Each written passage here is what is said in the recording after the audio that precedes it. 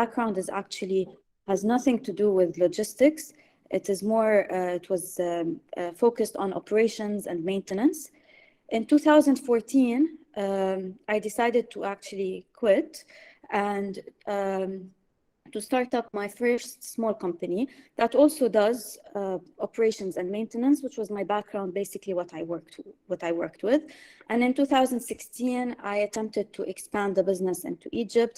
It went well for a while, but then it went downhill. Tiqani still operates today. It has its own team, but mainly I realized that along the way, I actually had passion for something else beyond operations and maintenance, and it was the starting or the seed points of creating Wakkilni. Along the way, I also went back to AUB and I took my master's in engineering management. This is Hik in a nutshell about myself. I'm more interested to tell you about Wakkilni, which is a logistics. This is how we describe ourselves today.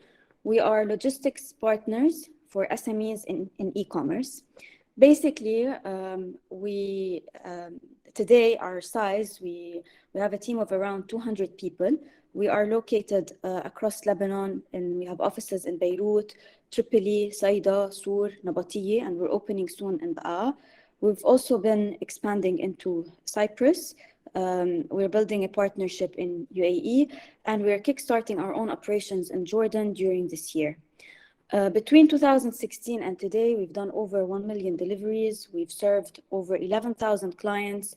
We've generated over $4 million in revenues, and we've raised around $2 million in angel investments. When I say these numbers, it sounds like, okay, great, but it's been a very challenging and tough journey along the way, and I hope to share with you a little bit about that.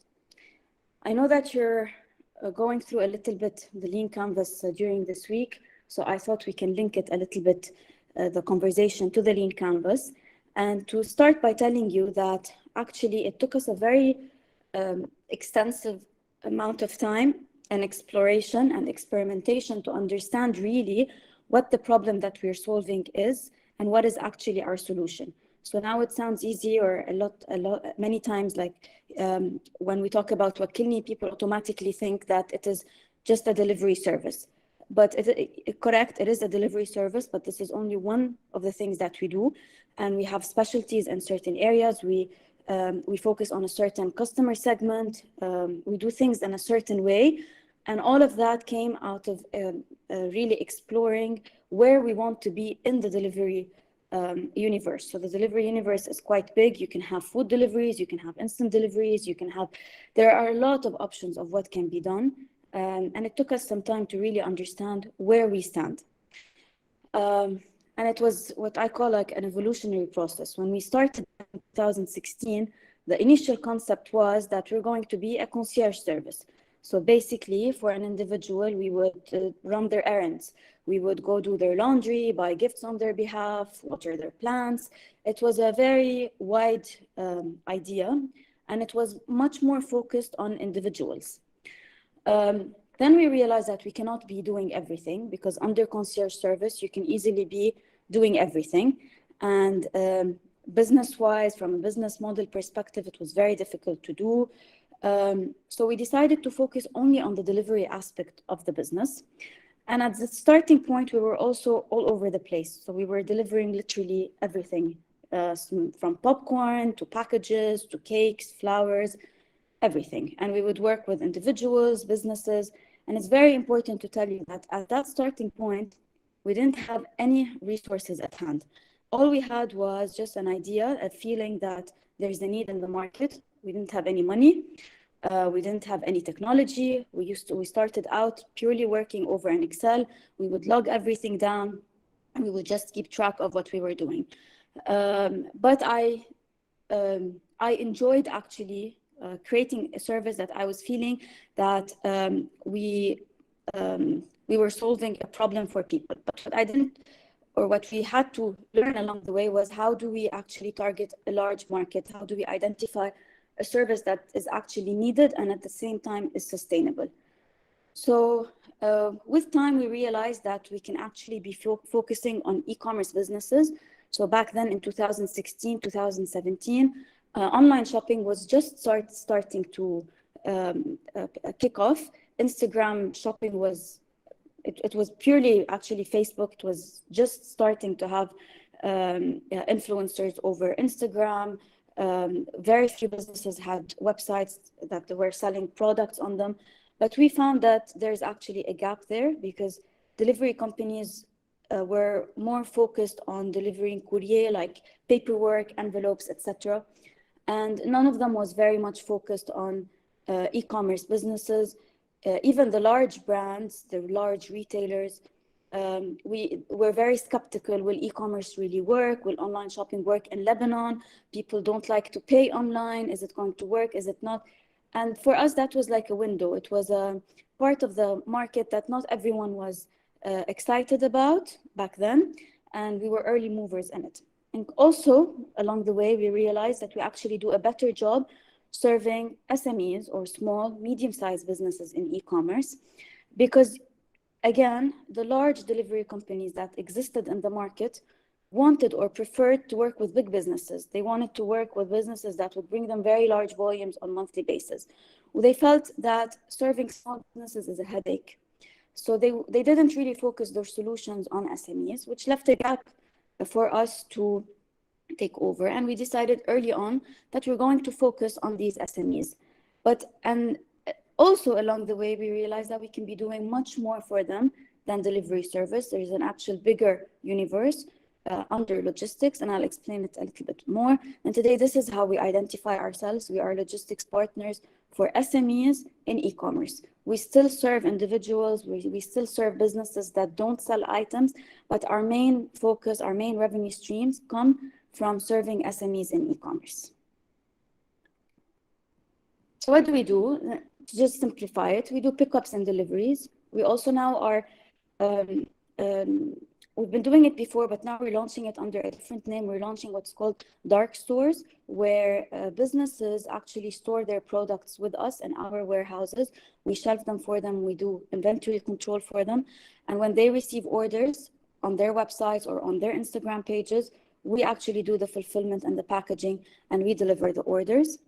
And along the way, we've also developed international shipping through a partnership with DHL that simplifies the process for these SMEs. Small businesses might find it difficult or expensive or complicated to ship internationally while reaching out to the large players. We simplify this role for them. And we're currently working on launching a marketplace for us. And we truly understand that serving these small-sized and medium-sized businesses requires competitive delivery, sometimes even same-day delivery, competitive prices.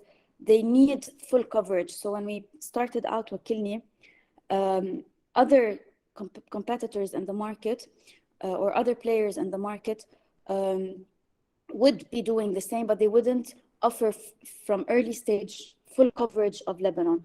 And for me, I understood early on that a small business doesn't require only support and delivering in small areas. Yani if business exists in Beirut, usually the founder of this business, of this small business, is able to deliver themselves sometimes within Beirut. They like to do it. They like to learn, to get to know their customers. They enjoy it as part of their growth process. But what they actually needed was support in delivering their products to the far areas, to the north, to Baqaa, to Baalbek, to Marjayoun, etc. So very early on, we realized that if we really want to serve these SMEs well and we want to be competitive in the market, we need to offer coverage across all of the country. And again, we didn't have resources. I remember we had only one car, my family's car, and we used to use it. We created a schedule. So we would say every Monday, we're going to visit the Baqaa region. And Baqaa region is quite big. And we would, but we wouldn't have a lot of orders there.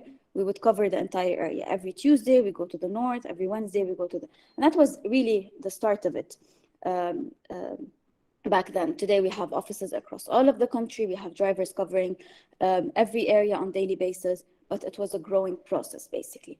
We also realized that these small businesses, they require customized operations and support. And it's not a one-size-fits-all. You cannot approach a small business with, this is the way we work, وخلص.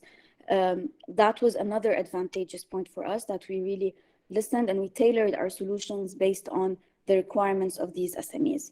And we also understood early on that they required flexible collection solutions. So when they're selling their products online, majority of them didn't have payment gateways. They required cash on delivery. وكمان back then, not all of the large delivery companies were offering cash on delivery services, or they were charging large commissions on it. So we proceeded to do that also early on. It's always been important for us to understand also what drives the business, what are our pillars, what is important for us in order to always direct us when we are growing, to allow us to remain focused and aligned as we grow. And here I'm just sharing with you our 4 pillars. So we focus very much for us on communities. We're very much people focused. And if you notice, for me, it even comes before technology. And for us, people and communities mean 2 things. There's the internal communities, our team, are the people that work with us, and at the same time, our clients. Second is definitely technology. We're very much focused. So since 2016, we've evolved big time. We were able to take our technology in-house. Today, we've built our entire platform. We own the IP, and it's a work in progress continuously. We're focused on building technology that enhances the client experience as well as our service. We're also focused on scalability. So logistics is a very operations intensive business. It's not just tech. You require big teams. You require physical presence on the ground. So it's a little bit more difficult to scale it than, say, a fully tech company. So we had to really focus on, along the way, understanding what is our playbook, yani what are our processes. If we today want to grow, how do we replicate what we do? So scalability is a very important pillar for us. And in 2022, we've decided to also add on sustainability, and we're committed to being the pioneers in leading last mile operations in a sustainable way, basically. So I talked a lot about SMEs and serving these small and medium-sized businesses. And even though I believed that it is a market segment worth looking at, I had to prove it basically to our partners. I had to prove it to our team. I had to even prove it to myself. You start with that feeling, but the numbers need to, and the research needs to show the same. So I'm sharing the slide with you. This is a slide actually taken out from our pitch deck, and it's one of the most important slides for us because it shows that we really understand not just the hunch or the feeling of, we don't only say, hey, we have growth, or yes, it's a growing sector. Like, you really need to show that the customer segment and the problem that you are claiming to solve actually exists, and you can back it up with data and research and numbers. And this is what we went back and did. We actually looked at a lot of literature beyond just our own numbers or our own feeling. And we found that actually e-commerce is a growing sector globally, but specifically in the MENA region, it's one of the fastest growing. And then when we talk about e-commerce, the growth of e-commerce, automatically, it means there is a growing demand for last mile delivery because it is a part basically of the entire business. And actually the growth of the e-commerce sector drives the growth of the last mile sector by 300%. But then we said, okay, great, e-commerce is growing and last mile, there's a need for it. Should we actually focus on SMEs in our region, or should we just focus on large brands? We call it very 2 different strategies. And why I'm focusing on this is to tell you, Amjad, you need to focus on the details of it. Yani sometimes I used to feel when I was talking about this or thinking about this, I'm overdoing the thinking part of it, but it actually turned out to be very important. And it means that the way that we are approaching the business and the strategies that we're using are different. Had we decided to focus on large brands from the start, then the way that we do things would have been different. Whereas we decided to focus on SMEs. And for us, we believe that there is a lot of room for SMEs to grow in the MENA region if they are empowered properly. What does this mean? يعني برا in the more developed world, 64% of GDPs of countries come from SMEs. يعني هالقد SMEs are empowered and هالقد they have an impact on the economies. In our region, their impact is much smaller. مش لأنه they don't know how to operate or they're not good enough. We are believers that they're not provided with a proper infrastructure or they're not empowered enough. And when we look at the challenges that are faced by SMEs, supply chains is actually one of the challenges that they face. And this is for us the focus point is how do we support these SMEs in terms of supply chains in order to allow them to grow to their full potential through what we do. I think one of our unfair advantages along the way was we were pretty early movers. The market, when we came into the market, it was not mature enough. We took our time to understand, and there wasn't a lot of strong competition back then focused on logistics services in e-commerce. And I'll tell you a little bit about our unique value proposition and how we today look at our business. So as I said, today we're not only focused on Lebanon, we're focused on 3 markets around us. We're focused on Jordan, Cyprus, and UAE. If we want to talk about logistics, basically it has like a value chain. It starts from first mile, what is known as first mile. So getting the products from the supplier to the warehouse of the store. Sometimes when we talk about warehouse of the store, it could just be the home of the business owner, depending on the scale of the business. Talk about warehousing, fulfillment, يعني the packaging of the products, last mile delivery, collection settlement, so cash on delivery services, and there are also value added services. This is the full value chain of logistics. Usually what logistics companies are known for, or أكتر شيء we hear about, is the last mile part of it. And yes, it's a very big part of the business, but it is important to show that actually the logistics part covers a much bigger value chain. And this is what we've grown to understand. And for us, when we look at different markets, we try to say, okay, in this market, we're going to be focused on the full value chain. For example, in Lebanon, this is what we're doing. So everything in green you see under Lebanon is already in operation, and everything in orange is what we are planning to launch or we are piloting today in different markets. So in Jordan, for example, we're also looking at replicating what we do in Lebanon. So we're going to be covering the full value chain. And this is currently in setup stage. In Cyprus, what we did was we acquired a small stake in a last mile delivery company that is similar to us. And today we are experimenting with the different services that we can be doing with them. And in the UAE, we've decided to go with outsourced operations actually.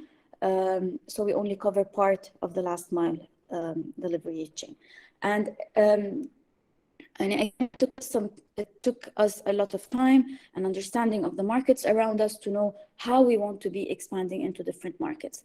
Kamena, usually when you talk about expansion, you hear a lot of startups or a lot of investors automatically pushing for very big markets. يعني هلا the hip thing is going into Egypt, looking at Saudi Arabia. So sometimes when we talk to potential investors, that's the first question that they ask: when are you going to Saudi Arabia? When are you going to Egypt? They are big markets, millions of consumers. And it takes Anjad an understanding of the business to say, no, this is not what we're focused on. We know what we want, what works best for our business model. For us, actually, we're focused more on small markets that bring value and positive bottom lines, basically. Another, I think, unique advantage that we have is that we understand that for our business to really succeed, we need to have just the right balance between technology and the human touch. So the human element for us is as important and sometimes As I said, and many times it proved to be even more important than technology. So for us, it's a sweet spot between both. We don't claim to be purely technology driven, wala purely just relying on the human part. لا, we're focused on a sweet spot between the two. When we talk about our team, today we're around 200 people between back office team and drivers. However, we didn't start this way. When we started, we were purely a very small team, and it took us 4 years to get to the stage that we are.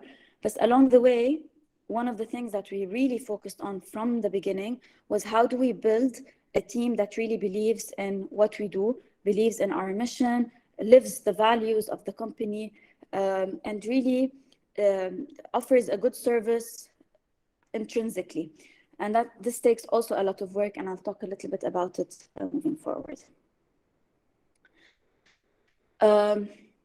Another thing that I want to highlight are key metrics, cost structure, revenue streams altogether.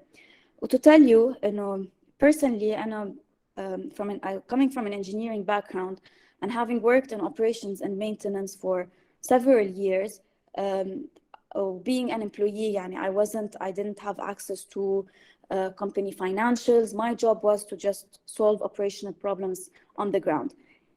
How I'm built is the way I would describe it is I'm a cowboy on the ground. I can solve operational issues on the ground. Numbers with spreadsheets, or unit economics, and they were very, for me, scary concepts. The early stages of the business, I wasn't very much focused on them. I used to steer away from them. All I would say is, we're growing, بيجينا clients, we're generating revenue. I tried as much as possible to avoid spending time looking really and understanding the unit economics until خلاص I reached a point where this was obstructing our growth. It was obstructing our fundraising efforts. So I had to face the music. I really had to learn this. And I was blessed to have around me people that supported me and helped me really develop an understanding of our unit economics that today is very essential for us and our growth. I say this to you, Lano, I've seen it also with a lot of business founders, is that they think this is secondary, or خلاص we build our P&L, or we build our business model and فرجي some numbers because the shareholders or the potential investors or the program needs us to do it. This is really, really one of the most important things to crack. For us, it was a milestone understanding that, and I'll show you the level of details that now we focus on. And so this is another slide that I'm taking out of an investor's deck. These are the numbers that we look at sometimes on daily basis, on monthly basis, and we track all the time. So we look at volume of orders, how many orders we're doing. We look at how much business comes from clients, so how many clients we're serving, and the average orders that we're getting from clients. We look at the revenues that we make per order. We look at our gross margins, our net margins. We look at our revenue per order. So we go really deeply into our unit economics. ليش we do this? لأنه behind these numbers, their strategy lays there. When you really understand these numbers, when you understand what drives the business from a costs perspective, what are the key numbers that would make your business sustainable, it helps you كتير in the decision making that you need to be doing, especially if you start this is a given, but كمان بلبنان specifically, considering all the crises that we've been going through, this was an extremely powerful tool for us. كمان we deep dive into our customers' numbers. We really understand the segments that we serve. We track the growth of these businesses, and we make basically strategic decisions based on that. كمان, I want to tell you, however, that key metrics that we measure are not only related to money or unit economics. For us, لأنه people element is also very important. We also track key metrics related to our communities, to our team. So we track our team satisfaction, We do this actually on a weekly basis. We track our client satisfaction. We do this on a quarterly basis, and we track our recipient satisfaction. On top of that, even though we are a startup in a difficult country to be operating in, but we're also very much focused on how we bring value and impact to the communities that we belong in. So we make sure that we, as much as possible, take part in events. We try to give value back to the community. So this talk is one of the for us one of the activity, and it falls under the important initiatives that we make sure to make time for. We try to, as much as possible, continue doing as many team activities and workshops and developments for the team.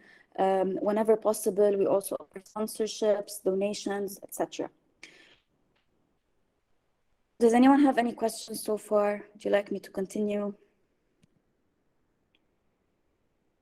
Everything extremely clear, and you're walking through everything, and with the lean canvas, it's beautiful. Thank you very much. For me, it's very clear. Guys, if you have a question, please don't hesitate. Take advantage of this situation. Ask as many questions as you want. We have a person that has experience and is sharing their experience. So yeah. Thank you, Yusuf.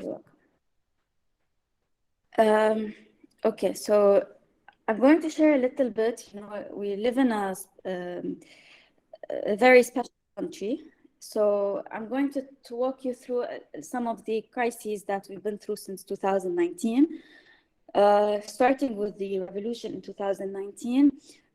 Basically, what happened during the early days of the revolution was that we had to stop our operations. We were no one was receiving deliveries. No one was focused on selling online, wala buying online, wala deliveries, wala شيء.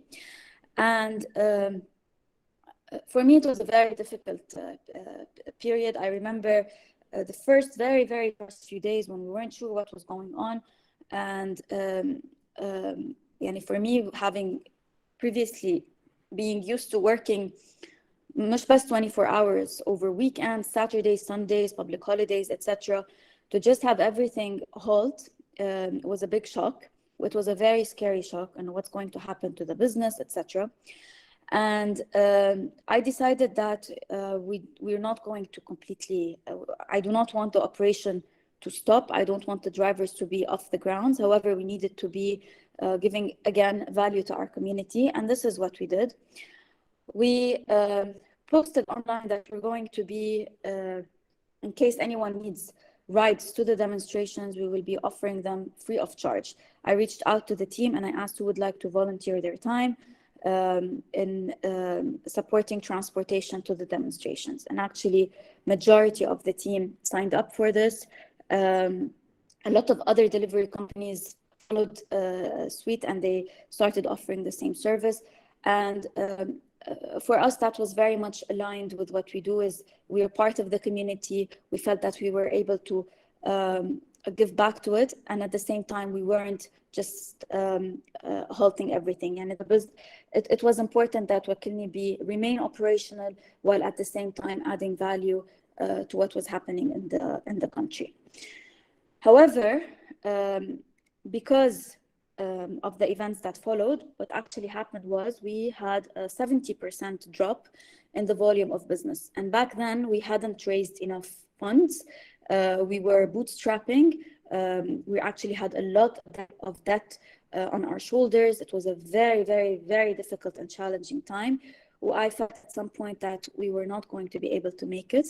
I didn't know actually how we're going to be paying salaries, how I'm going to be paying my dues to suppliers. And Jad, it was difficult. And what I did was I reached out to the leadership team, and we had a brainstorming session where we discussed, okay, what can we possibly do during this time? And I didn't want to decrease the team size. I didn't want to let go of people. I didn't want to cut down salaries. Again, لأنه this goes back to the pillars, and this goes back to the values that we have. People are important to us, and people are an important pillar for us. ما في يكون the strategic decisions that we're taking at that point is okay, we just downsize the team نخفف expenses. They go against each other. It doesn't sit well with me. So actually we had a lot of suggestions, and one of the suggestions was let us reach out to the community and try to do a crowdfunding campaign. And this is what we did. We used the platform Zumal. I'm sure a lot of you have heard of it or know it.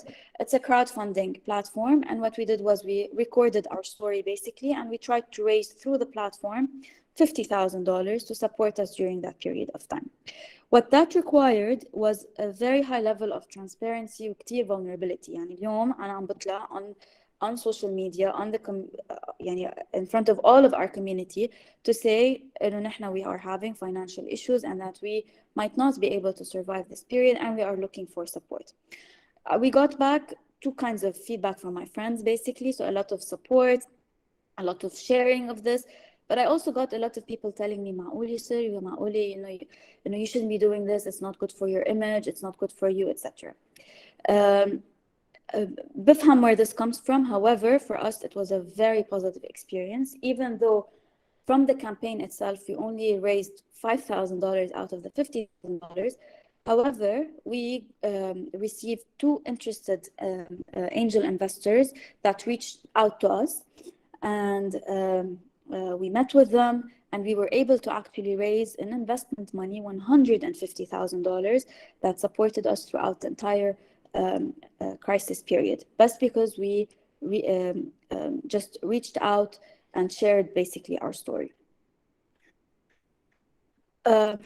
August 2020, our offices are located on Dawra Seaside. At 6 p.m. on that day, actually at the offices. Alhamdulillah, no one got injured. However, it was a very traumatizing event for us. A lot of our office spaces were damaged. It was a really tough period. But what I remember out of it was that the day after, actually on the day, I remember spending several hours trying to call every single driver on the ground just to make sure that everyone is okay. And then I wasn't really sure what was going to happen the day after, شو حنعمل the next day. And the next day, and I was in bed, and I couldn't get out of bed, and I received a call from the team telling me, "Yalla, come to the office. We're cleaning up everything." And that is all I remember, was that the next day the team was there. They had already removed all the glass shatters, reshifted everything at the offices, and we were back in operations the day after. For me, this goes back also to the importance of really building a good team around you. In your lowest points, or in the times of the most challenging times, وأكتر شيء بيكون في crisis, when you need leaders around you, it's the times that you find them around you and then they raise you up. بدل ما أنا to stand with the team and to give them motivation to continue, this is what they did for me, and we were able to restart our operations. COVID was another very difficult period for us. I remember in March 2019, when COVID started picking up, I freaked out على الآخر. I was very worried about the safety of the team. I was very worried that delivery would actually help spread the virus. So what we did was I sent out a message to the entire community and to our team that following Mother's Day, and after 21 March 2019, we're going to be shutting down our operations and until further notice. It was my first reaction to the situation.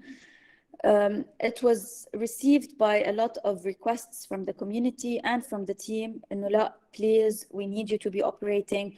A lot of the businesses were actually relying now on the online business. في كتير stores that had physical stores that had to close down their physical stores, اضطروا to be operating and selling their products online. The team needed their livelihood basically. And this forced me to change my mind. why I'm sharing this is to also tell you that sometimes حتى لو you make vocal decisions that are shared across the entire community, it is okay to say, you know what, لا يمكن there could have been a better decision to make, and this is what we did. So we went back, we actually decided to focus on what kind of precautions we are taking, and we went back into operation. We had times when we had several cases of COVID on the team. I had to learn how to operate the business in a hybrid model where some of the people were working from home. When we had a large number of drivers contracting the virus, the back office team would be on the ground carrying out deliveries instead. One challenge that we faced was that كمان لأنه in Lebanon regulations were not very clear. يعني food delivery services was allowed to be operating, but non-food, which is what we focus on, يعني the shoes and clothes and jewelry, etc. It wasn't very clear as إن إحنا were allowed to be operating or not. And we were visited actually twice by the police, and the second time they shut down our warehouses, or they informed us that we cannot be working without receiving the proper approval for it. We couldn't afford not to be operating, and another solution that also the team came up with was we rented out another warehouse close to us. What we did was we at 5 a.m. نزلنا on to our offices. We shifted كل البضاعة from the old offices to the new warehouses. We operated undercover for a couple of weeks until I was able to كمان through several channels receive approval for us to be operating, and then we moved back. Again, these are all you need to remain agile, you need to expect that things will not be going your way majority of the times, and alone you cannot be a problem solver. Your team also has to be problem solvers around you. So what are my 2 cents is always put your people first, whether it is your team or your customers. I've started out this presentation focusing on who are our customers, understand who your customer is, and judge what is the problem that you are solving for them. Don't create problems or assume that they have a problem. You really need to justify this, or justify your understanding of your customers and their problems, and also focus very much on your team early on. Remember, whether all of us, we share one common purpose in life, ما في غيره, it is to be happy. This is what all human beings have in common. And when you approach your customers as well as your team, remembering this, it drives a lot of the decision making that you have to do. I always say that we survived because of our team and our culture. So this is why I encourage you to focus on these from early on. حتى لو you're just starting off as a team of co-founders and you're hiring your first person on the team. من الأول, remain focused on this. Really make sure you understand the why of what you do. Try to link it to a bigger purpose, and it gives you drive and motivation during the most difficult of times. And you have to communicate this with actions. يعني ما في يكون عم نقول okay, this is our purpose, this is what is important for us, and then when the tough things happen, we take decisions that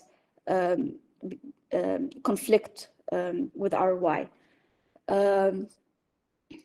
Start with recruitment. Make sure that you understand what the values of your company are, and what you look for as personal values in people joining your team. The alignment of both is very important. حتى even when you are a startup struggling with so many issues or so many challenges, care to listen and to measure the happiness on your team, collect feedback دايما. Remember to do the right thing, and most of all, make sure that you enjoy and you love what you do, لأنه this is what you will need as fuel during the challenging times. Thank you very much for listening. Thank you very much for sharing, Yusuf. You rounded up everything very clearly. You talked about touching points that are related to us, كمان, as Lebanese citizens. I'm very proud to have you among us. Amjad, thank you very much. If you have questions, please go ahead. I'm gonna start with a little bit of yes, Emma, go ahead. Yes, first of all, thank you so much for this presentation. For me, kind of helped me go through and see that not all CEOs have no vulnerabilities. Just like going on and saying that there was moments of vulnerability has helped us so much. And thank you so much for that. That really helps us. I had one question. What are the pros and cons of being an early mover into a new market, especially in Lebanon, when the market is already booming outside? What is it that makes you special whenever you enter it in Lebanon? Yeah. So definitely the cons of being an early mover is that you're doing all the exploration yourself. You're having to figure out everything. You don't have a lot of guidance. وكتير you're gonna question yourself, am I doing the right thing? Am I not doing the right thing? ونحن this is what we had. يعني we didn't have a model that we were following. ما كان في like a competitor, for example. There were, but they weren't doing the exact same thing, and we were. You have to really challenge what you are doing. The pros are definitely that you get to learn before others, and then if you really are onto something, you're going to quickly find that there are a lot of competitors and other movers that are following and attempting to do the same thing as you are. Lebanon, we talk about, I tell you, before 2019, before the crisis, Lebanon was a very lucrative place to start off any idea fee. It is a small market that كمان people value service, they value quality of service, they value good quality products. يعني عندهم good spending behaviors. It was really a good grounds for proving or creating your MVP and then taking it and expanding لبرا. هلا, with all the challenges currently, Amjad, it's an added challenge to entrepreneurs today, with everything happening with the banking sector, with the decreased power of purchase. It really is difficult. What this means is that as founders, you probably would want to look at how to expand beyond Lebanon faster than before. I always say we need our entrepreneurs, we need our brain power here in Lebanon, but this is a conflict that I personally also have, is do you stay here and focus on here and add value to your country, or do you also face the music and realize that you also need to be growing and seeing what is out there. Just existing a little bit in another market is automatically gives a lot of value. You're learning so much faster, so much more. It's pretty sad. Thank you so much for this. Yeah, Hamza, go ahead. Thank you very much. Actually, it was amazing. And just a question, how did you advertise for yourself? Yeah, that's a good question. So كمان this was a bit particular for us لأنه we didn't have investment at the beginning. We didn't have budgets that were dedicated for a sales team or for marketing. For us, what worked doesn't mean that it has to work for everyone else. بس نحن we focused very much on word of mouth. كتير كان في عنا organic growth. We only did we focused purely on social media. يعني the channel that we focused on in terms of getting clients was social media. لأنه our businesses exist. يعني target clients تبعنا SMEs in e-commerce, they already exist online. كلهم عندهم social media presence, Instagram and Facebook. So for us, we focused on that. بأول 2 years يمكن till 2018, we didn't have a marketing team. يعني it was just myself and a couple of other people on the team that are doing creating marketing material, posting, interacting with the community, and this alone led to like a snowball effect. So our clients started talking about us. They would share their experience. They would drive other other clients to us. Until today, we don't have a sales force actually. يعني نحن we've served over 11,000 clients. On average, we have 1,800 active businesses. ولا مرة عملنا an outgoing sales call. We've never hired. هيدا بلبنان. Outside of Lebanon, I'm not saying this will work, but بلبنان we focus كتير on our network. بلشنا with the businesses يعني around us, friends, family, etc. And then when you're doing the right thing, people feel it. When you're offering a service that is really needed, don't underestimate the power of the word of mouth. But again, this doesn't work for all types of businesses. يعني if you're running an e-commerce business, for example, digital marketing and spending on that is extremely important. We see this with our clients.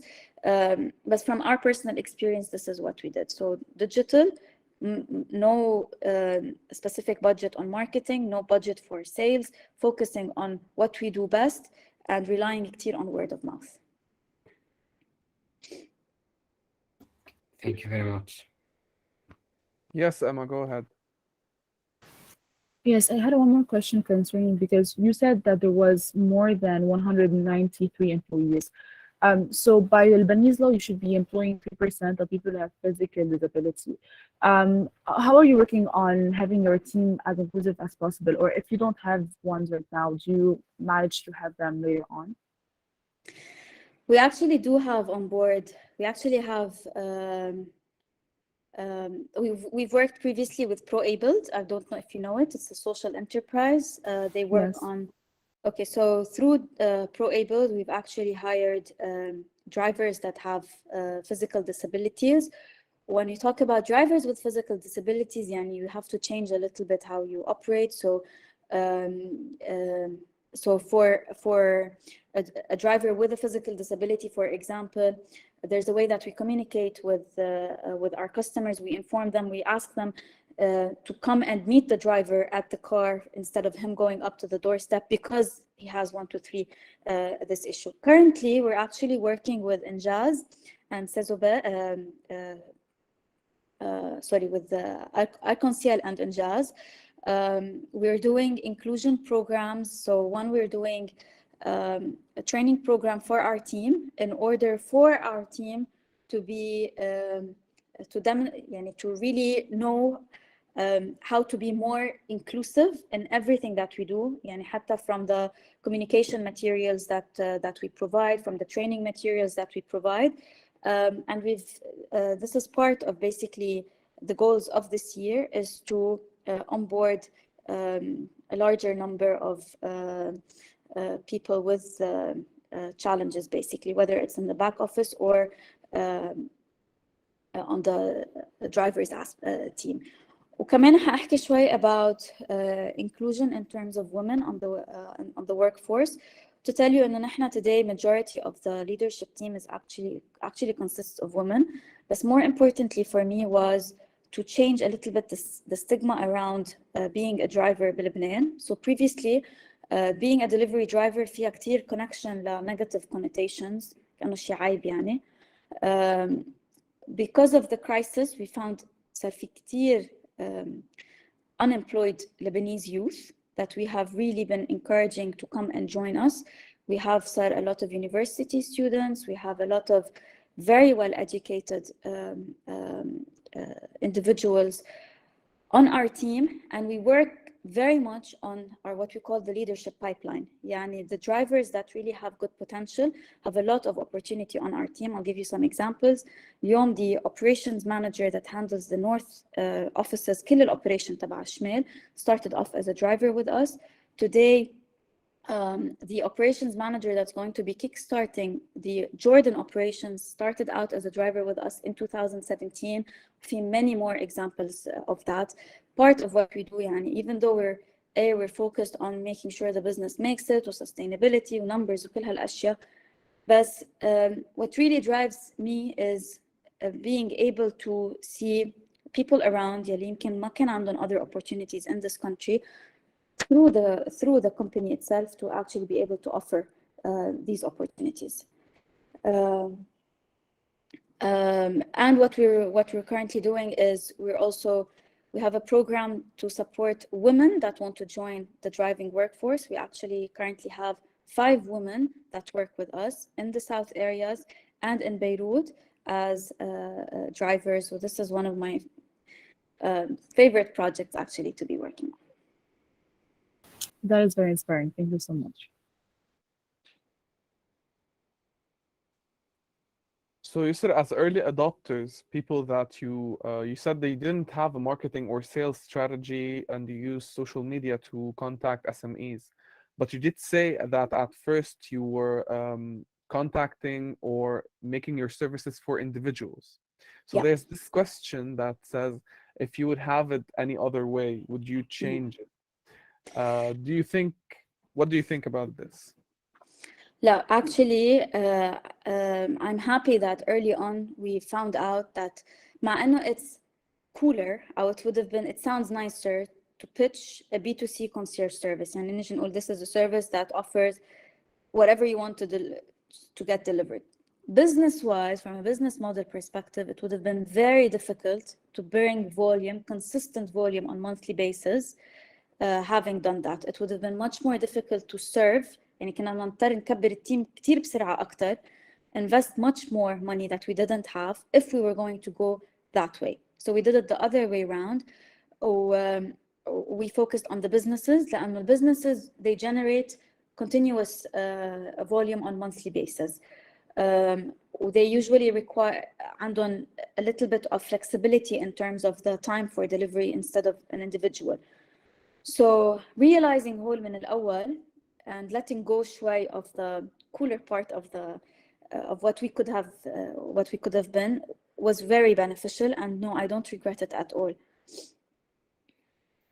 Okay, awesome. Also, when you're talking about pitching to investors or talking to investors, you say that في شيء اسمه the hip thing to do is to go مثلا to Egypt. How do you have the courage or how كمان did they react once you told them the reality? لأنه for me, you're grounded.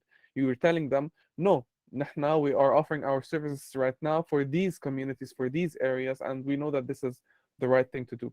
كيف تقبلوا الموضوع? How did they react? And what was your strategy to say that?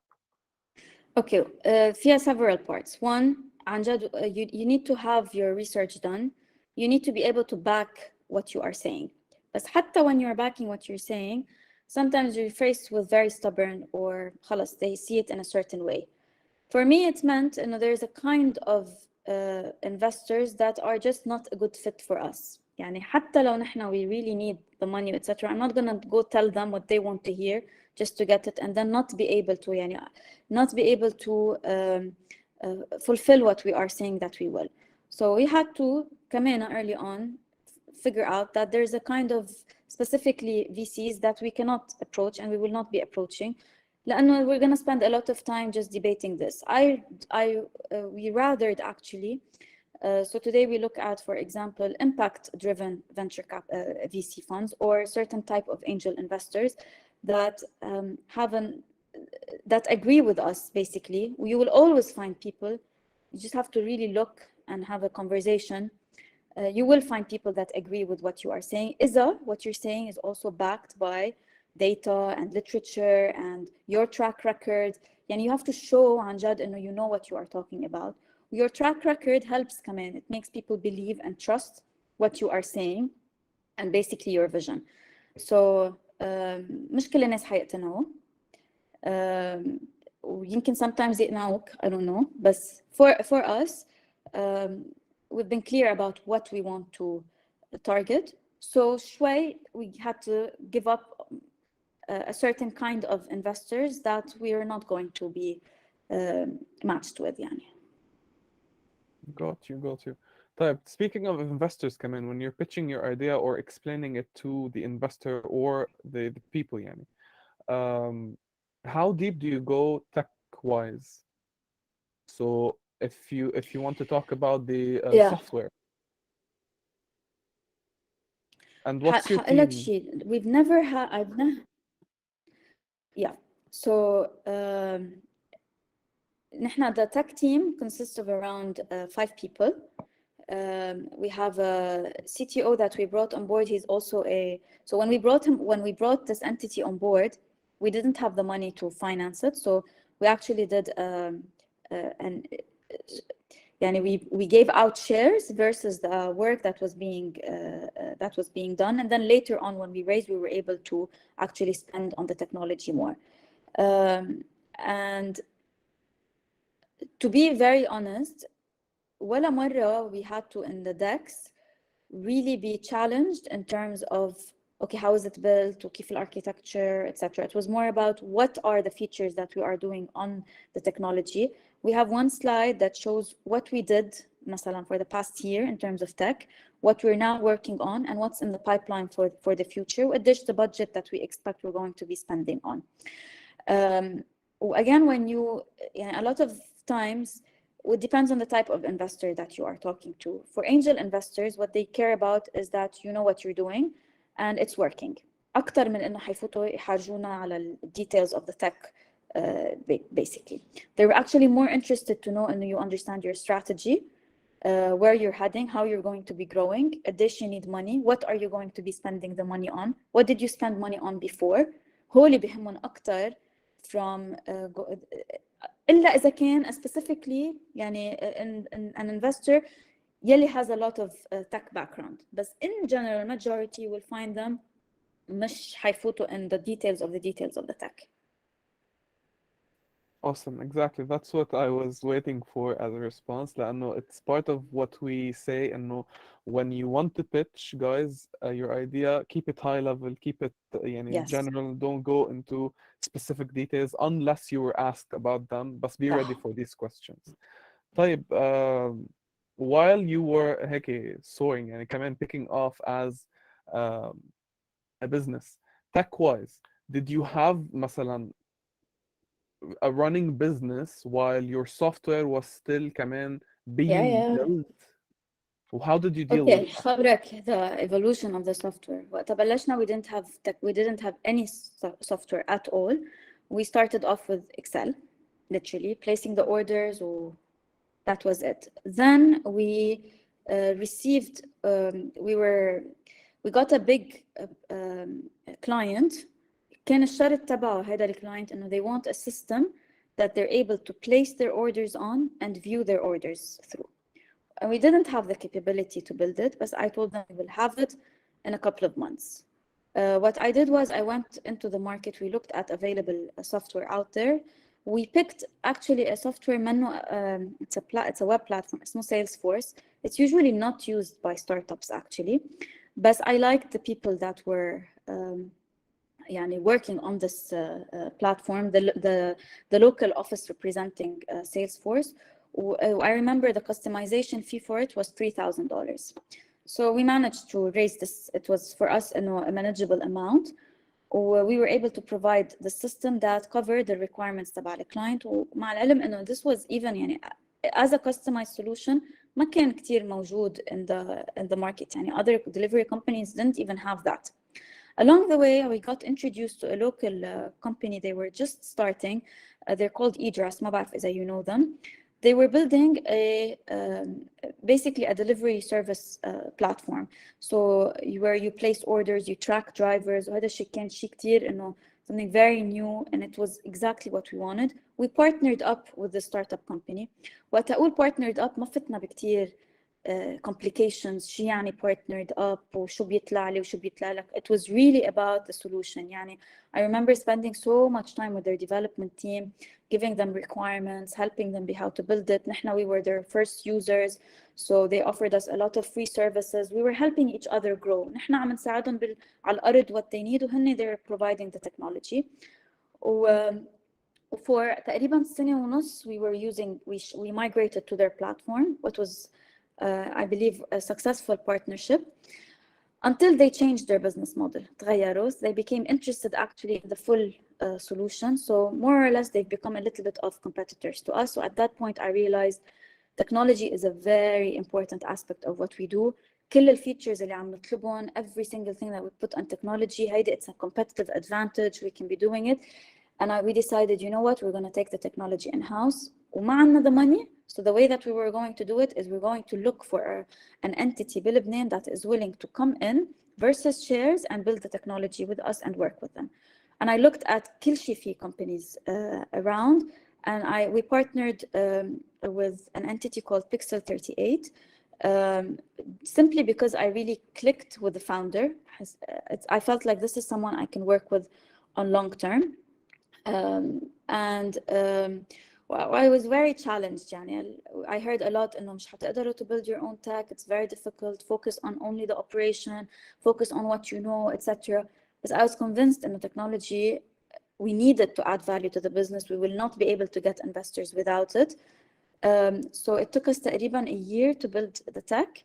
It took us several months to shift. كتير صعبة إنك تكون. We operated for a while على 2 platforms as we were migrating everything from one to the other. But it was one of the most important and beneficial decisions that we took. Awesome.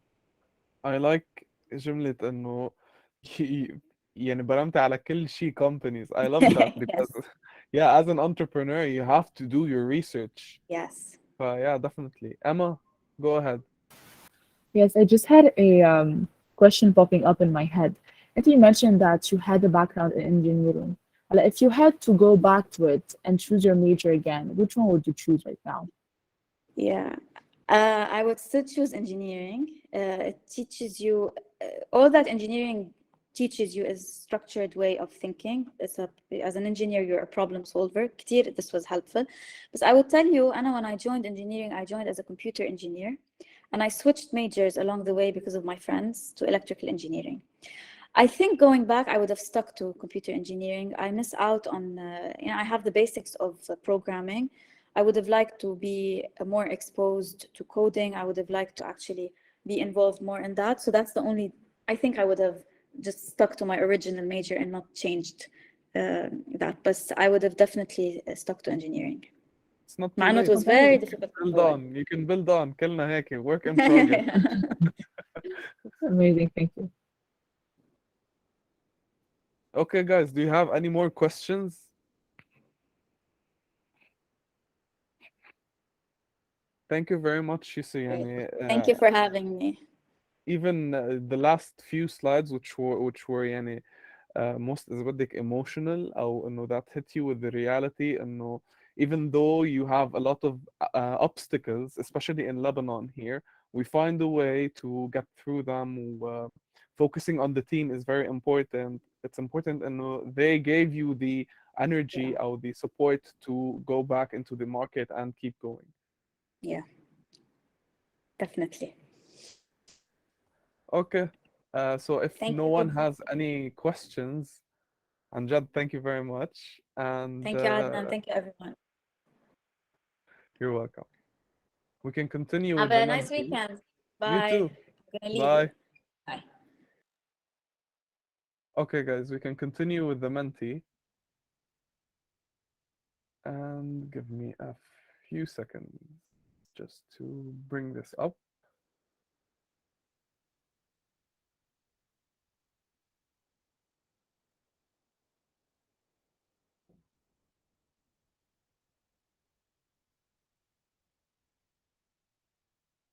Okay, can you see my screen?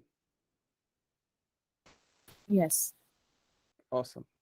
So as always, www.menti.com and the code, and I'll be sharing the link with you also.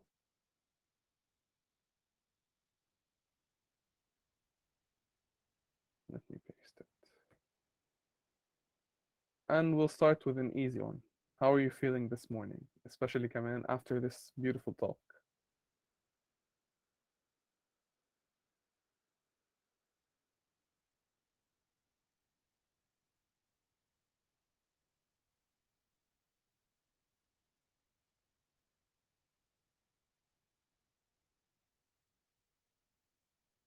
Excited.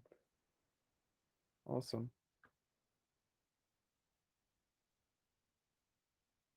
Okay, better.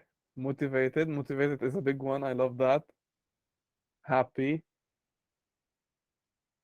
Great. Amazing. Nice.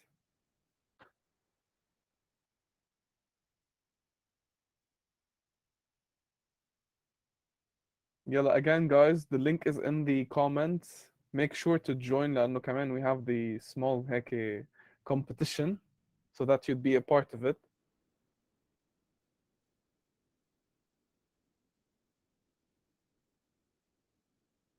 Happy, awake, motivated. That's great. There's also great. Okay. Let's move on to the next slide. So did you watch the Lean Model Canvas video?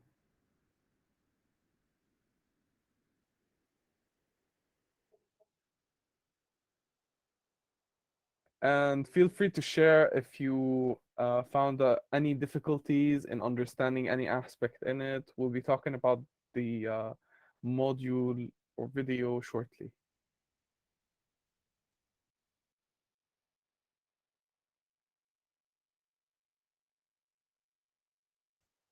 Okay, most of you did. Keep joining, guys. Nothing so we'll have the competition coming soon. Okay, great. Most of you did watch. For those that did watch, did you find any things that you didn't understand, any difficulties in it? Was it smooth?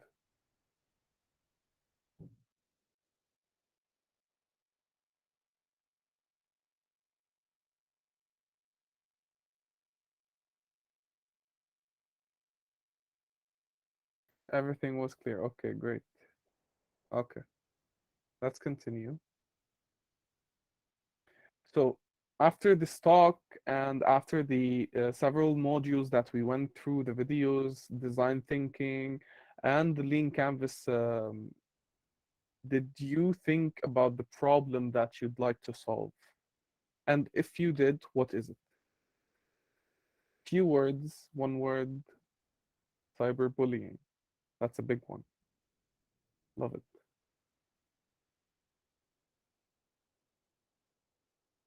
Disability, inclusiveness. They both go together, come in. Pollution. Which kind of pollution, guys? Remember, we have to be a little bit more specific. So مثلا Litani River pollution, air pollution in this area, stuff like that. But I get the general idea. Waste of food. Yes. Biodiversity loss.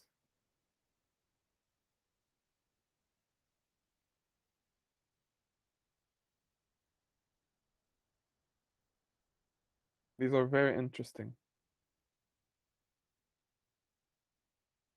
Okay. We will continue.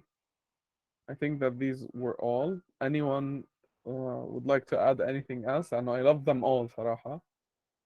And poverty. Poverty is one of the SDGs. Zero poverty, I think, and zero hunger, was it? Zero hunger, one of the SDGs. But poverty was also included, I think so. Okay. War. Yeah.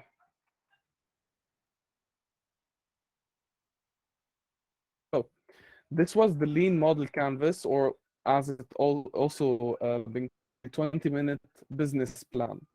And Yusur actually covered it very well and gave you an example on each part and what to fill it with. So if you see on the lower left side of the screen, you can put the thumbs up if you got everything clear. If you still have a little bit of confusion, the question mark. So as you can see, have a very good look at it. We're gonna go through it شوي هلا بالcompetition.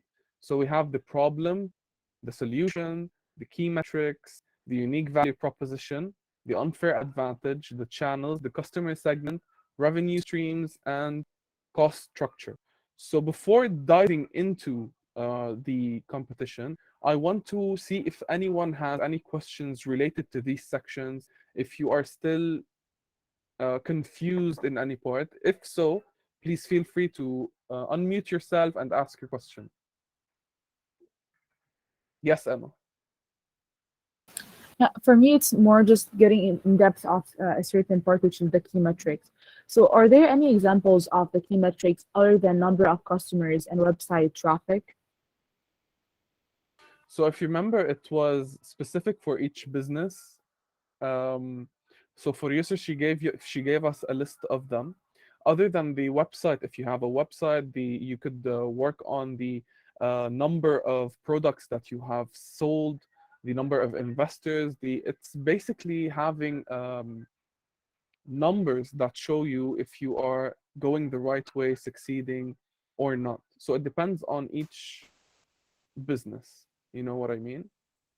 Yeah, but and how usually the numbers, how do we find them? Like how do we go the market research, do the market research and see how much I think depending on that we need customers for us to be successful or designed as successful.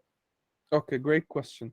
So for that, you'll need to make your, as you said, your research.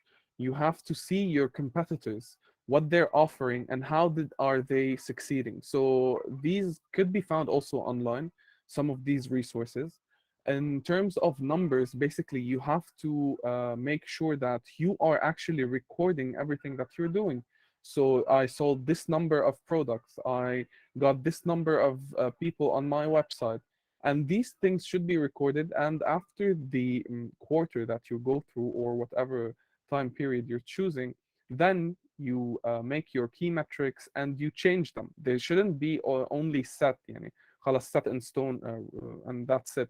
لا, they can change, you can add on them, and you track them.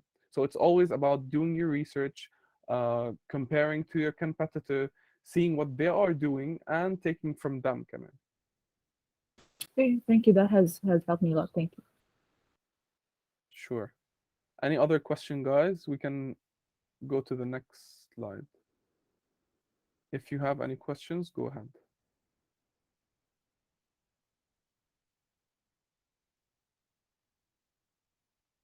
يلا. Get ready.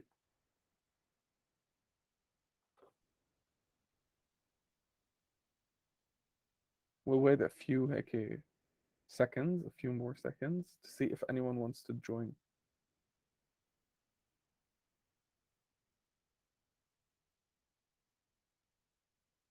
Five, four, three, two, one, and we'll start.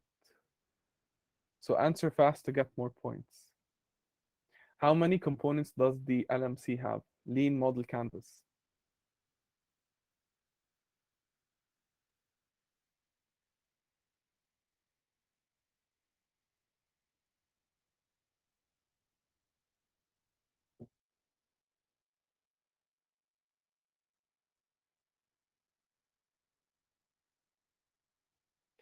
Okay, so there are 9. We went through them, and they're not 10 or 8. So this was for the people that were paying attention. Okay, we'll go through a bit on the sections later on. Make sure that you know your sections. Okay, second question.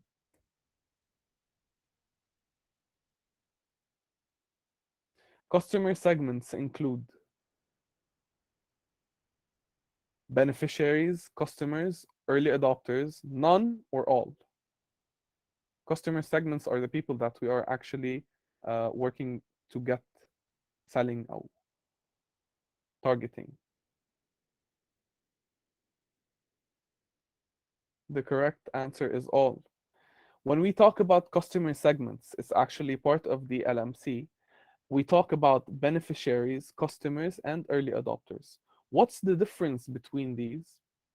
If we go back to the example that was given in the module, or I can give you an example. It's basically if you have a product that is targeting babies, the beneficiaries would be the babies, but the actual customers, the people that are paying, is the parents. When we talk about early adopters, it's the people that we want to target at first, because we've actually built a profile for them. We know that what we are giving out as a service fits their needs.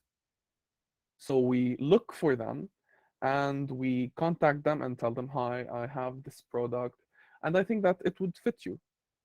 So most of you got that right, but I see that you have a bit of confusion. I hope that this cleared this up. Next question.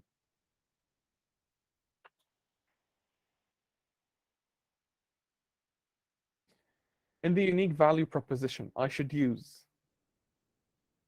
high-level concept, low-level concept, or medium-level concept. Unique value proposition is the thing that makes me sets me apart from others.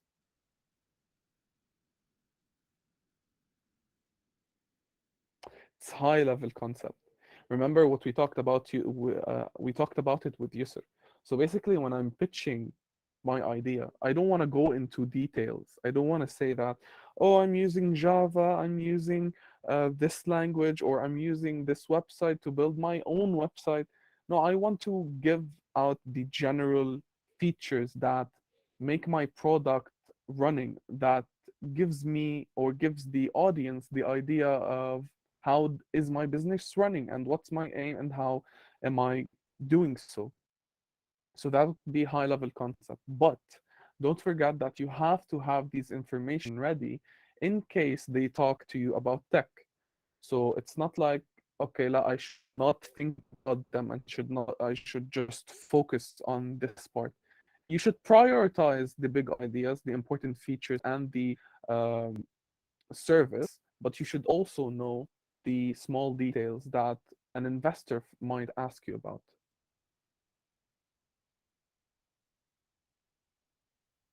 Next. Unfair advantage is related to cheating, obstacles, or team. This one is tricky.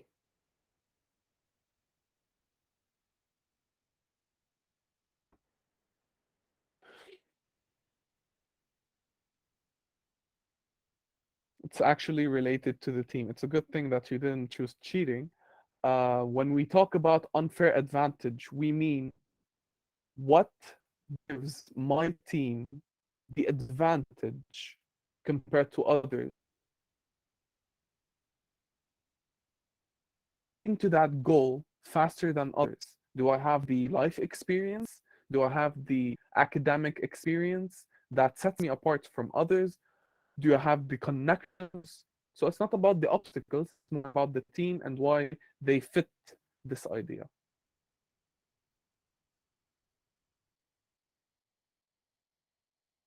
Next. Benchmarking is used in which segment or part of the lean model canvas? Cost structure, revenue stream, or key metrics?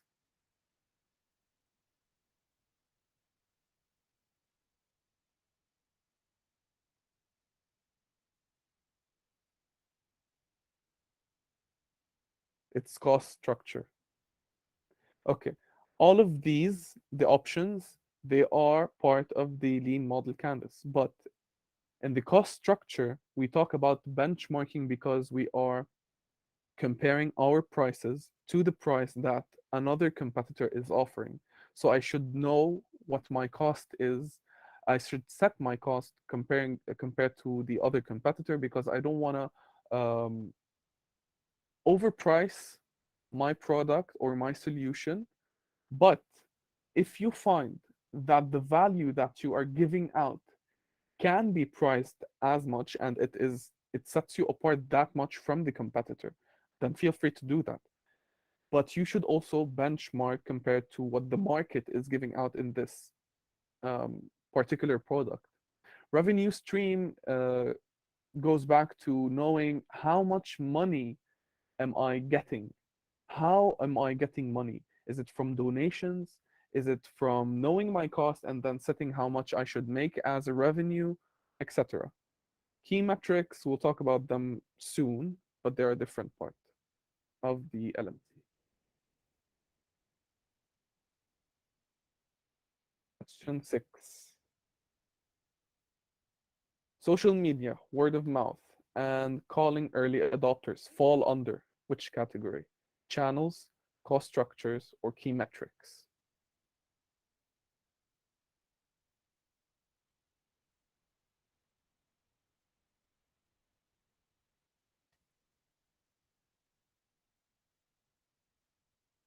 They're actually channels. They're not key metrics.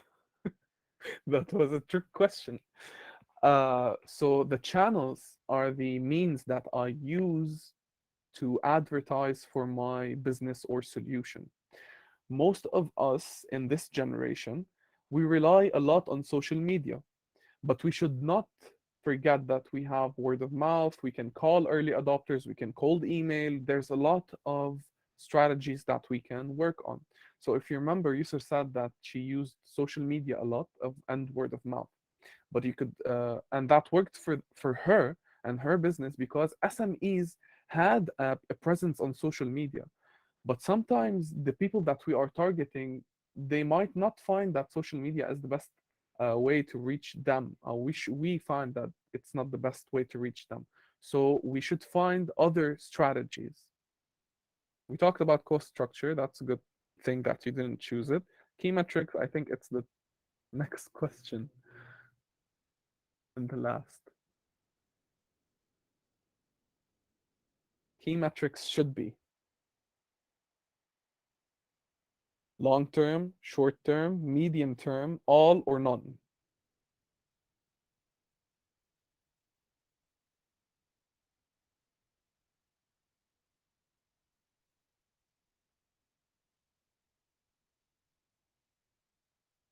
They should be all. When I talk about key metrics, and we've talked about it before starting the competition, we're talking about the means that I measure my success as a business. So we've talked about the number of users, the number of visits, the amount of products I'm selling, and etc. etc. They should not be only for a short term. I should think about key metrics that could go to the long term, medium term. What do I mean about that? When I say that they fall under these three categories, they mean that I can change them. So this is why we say sticky notes are the friends of entrepreneurs, because I can change through everything. The lean model canvas should not also be set in stone. La, I can change it and I can erase a part, edit a part. So this is how it's an iterative process.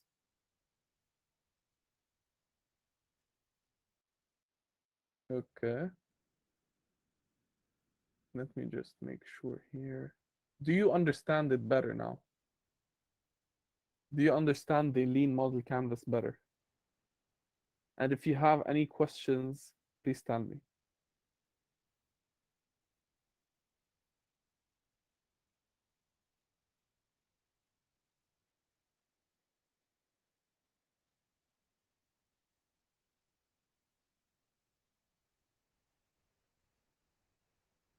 Okay.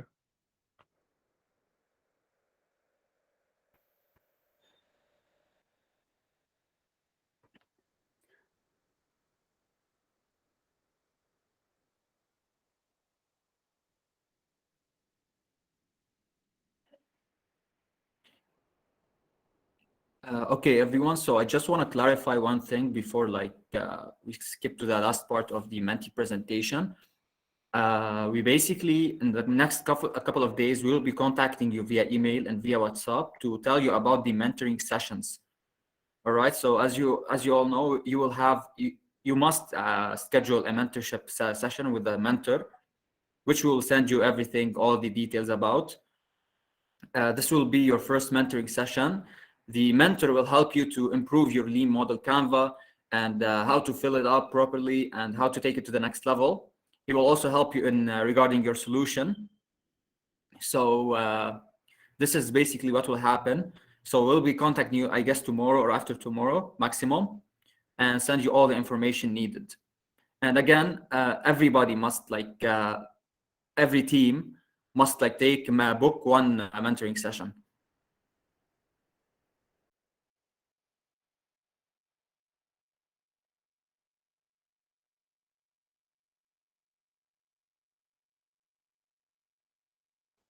So just to know at which part you're at, the interviews were the first part where you have to know your segment that you are targeting, surveys for data collection, secondary research to make sure that everything is working smoothly, your information is correct, competitor analysis, you use it to benchmark also, and you finally have to identify your solution. Most of you are identifying your solution. Make sure that you're not skipping to that part.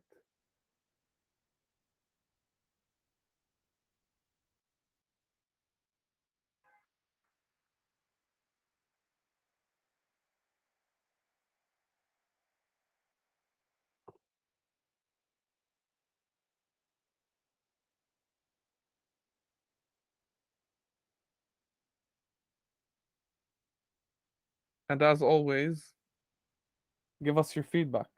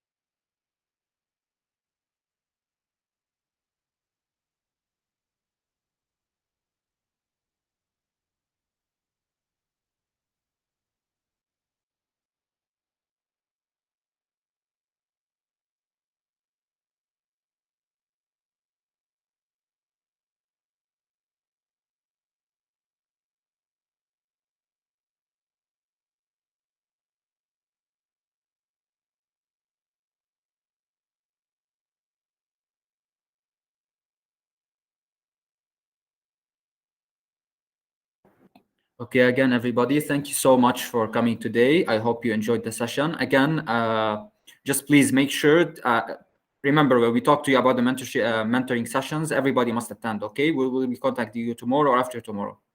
Thank you. Yes, Yumna? Just can you say again what are early adopters? I didn't get that part. So basically, early adopters are the first people who are gonna like buy your product or your service.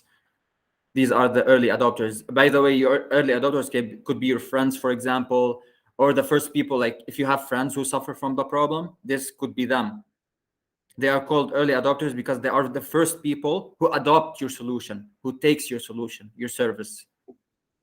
And also make sure that you build a profile for them so that you know that your service is going towards this person that is, for example, working 9 to 5, has 3 children, is looking for someone to I don't know, pick up your food before you come home. So basically you need to know about their lifestyle and that they are looking for this solution. This is the best way to identify them.